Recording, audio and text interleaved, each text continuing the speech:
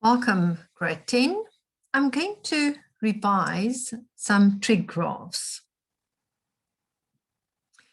So firstly, with this, I just want to show you the basic graphs.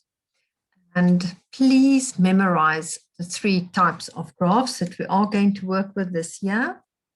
Again, put it in your summary booklet or your file where you have your math summaries. The first one that I want to just go through is your sine graph.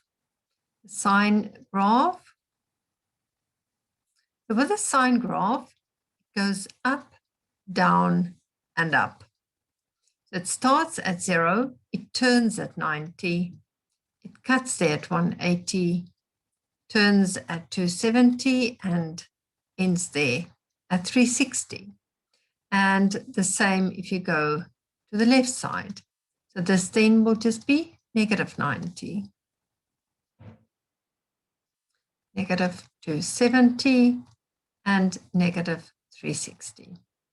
So the maximum height is positive 1 on the y-axis, and the minimum is negative 1 on the y-axis. Then the cos graph. The cos graph looks like a bucket. So just remember the bucket. So it cuts here at 90. That's the difference between the two. With the sine graph, it turns at 90. With the cos graph, it cuts at 90. It turns at 180. It cuts at 270. And it ends there up in the air. And if you go to the left side, negative 90, negative 180, negative 270, and negative 360. The maximum for cos, also 1, positive 1, and the minimum, negative 1. The period for both of the sine and the cos graph will be 360 degrees, means this graph needs 360 degrees to complete a wave. So the one that I drew here consists of two waves. Same for the period of cos, it's also 360 degrees. Then we're going to look at the tan graph, where we sit with asymptotes. So the first asymptote with tan is going to be at 90 degrees. It means the tan graph can't ever touch where x is equal to 90 degrees. You will then get an error message if you type in tan of 90 degrees. Then we also sit with one at 270 degrees. And it will cut there at 180, and it ends there at 360. So a typical tan graph would be this one. This is a full wave. And what you see here, the little parts, is where it actually starts again. So it's like having one wave there, another wave there, and there it starts off with the third one. So typically, it's only that section. So what is the period going to be? From 90 to 270 degrees is a difference of 180. And that's why we say the period for tan is 180 degrees. We're just going to look at one question consisting of a few. It comes out of the examination aid booklet for grade 10. It says for this question, you must draw f of x, which is equal to 2 tan of x. I'm just going to work with the intervals of 45 degrees. So if x is 0, you can either do two different sums, where you type in, for example, 2 tan open bracket 0, and you get your answer, which will be 0. And then you work out 2 times tan of 45, close the bracket, and you'll get an answer of 2. So you can either do it like this, manually working it out, showing each one that you work out. Or I'll show you another shortcut, which they only actually teach you in grade 11. But you can use it just to double check and to quickly get to the answers. So the one option is where you go to your calculator to mode, select 3 table. If you've got a fancy calculator, your selection will be something else. Then it gives you f of x. It types in f of x automatically. And now you type in the actual equation to tan, but you don't use the normal x.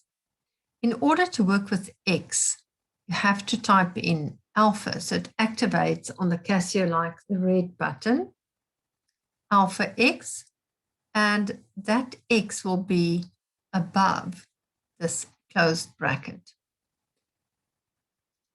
Then you type equal and it will ask you, where do you want to start? So you say 0 because we're going to start where x is 0. You type in equal again, then it will ask, where do you want to end? So you say 360 and you go equal. Then it asks you for the step. So the step means what is the interval between 0 and 45? It's 45. So you just overwrite whatever's on the calculator. You go equal and you will find f of x, and then every single place where there's an x, you will have an answer. For example, if you scroll down, you'll see where x is 0, f of x will be 0. Where x is 45, f of x will be 2. So now we're going to draw it. 45, 90, 135. It depends on your paper. Sometimes they will give you a diagram and you must fill it in on the diagram, or you will have to draw it from scratch. Is it necessary to go to negative 45 and negative 90? No. And it will actually be wrong if you decide to include the negative values. Because it says here from 0 to 360. So 0, 0 is my first point. Let's say this is 1, 2, negative 1, negative 2. So at 45, we'll have a coordinate at 2, and 90 is going to be my error. So you must have a little bit of an idea what the tan graph looks like. So it will go up like that. At 135, we have a dot at negative 2. 180 will be 0. 225 is positive 2. And 270 is the error again. So that's what it will look like.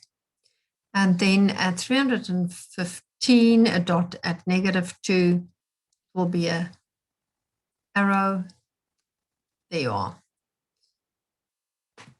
The second one that we are going to draw is the sine x graph, but it's +1.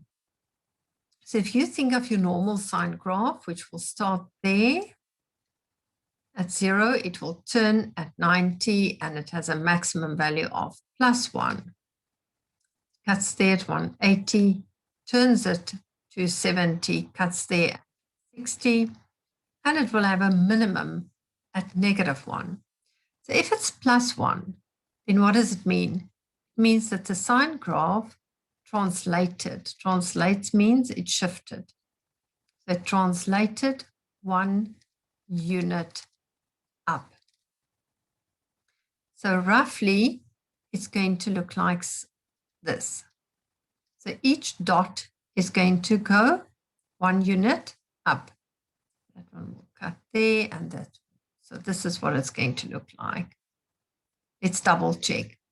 So then it means my maximum is actually now going to be at 2, and my minimum is actually going to be at 0. 2, 3, -1, -2, -3. That's 0. So let's just draw it quickly, 45, 90. You can pause it and quickly work it out for yourself. And then we can compare all the answers.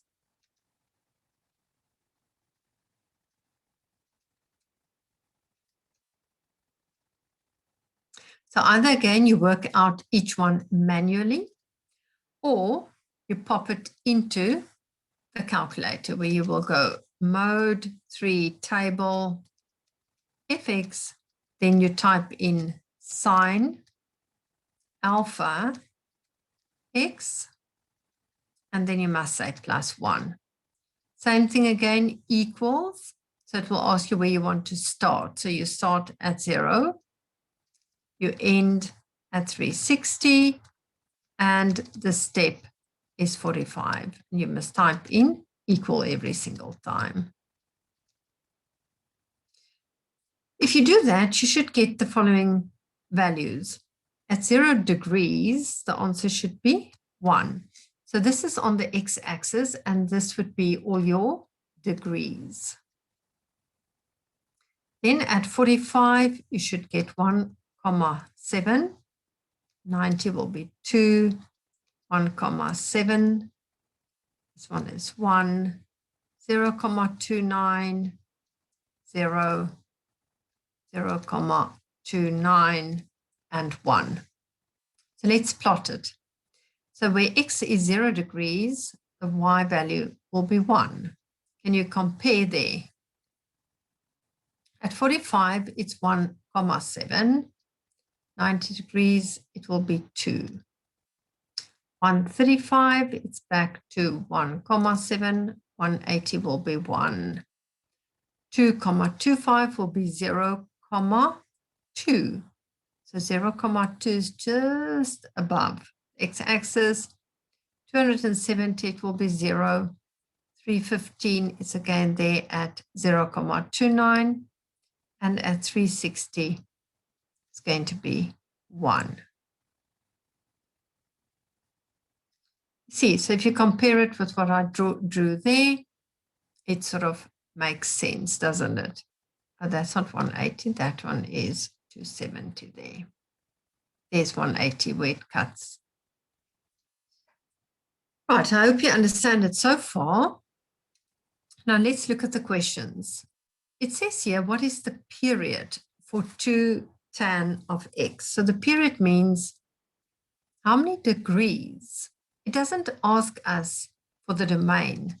The domain will be all the x values. So the domain would be exactly what they said. X is an element starting from 0 degrees all the way up until 360 degrees. That will be the domain, all the x values. They do ask us here, what is the period? It means it's like saying, what is your length? Your length will not change if it's you sitting here at a desk. Now, I can't see your feet. I just see the top of your body. It doesn't mean that you have shrunk into a small little person. No. So it's like saying how many degrees will tan need?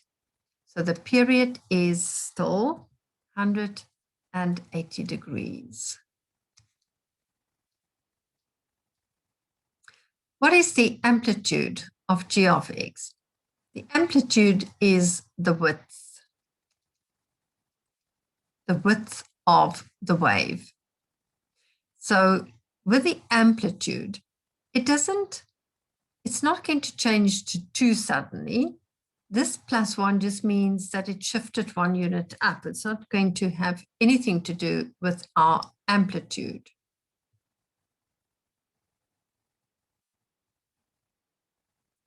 Let me just go here. Amplitude is what is the width. So the width would be, it's always exactly in between. So it's still 1 unit. What is another way of finding, well, the amplitude? Another way of finding the amplitude is by taking the maximum value minus the minimum, and you divide it by 2. The maximum height here is 2. And the minimum is 0, meaning, you look at the y-axis. Divided by 2, so it's 2 divided by 2, which is 1. So the distance there is 1, and the distance here is 1 unit. So that's why we say the amplitude is 1.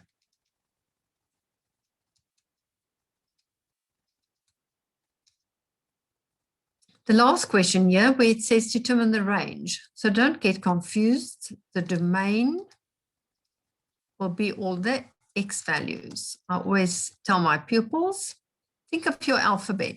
D comes before R. In the same way that X comes before Y. That's how you can remember.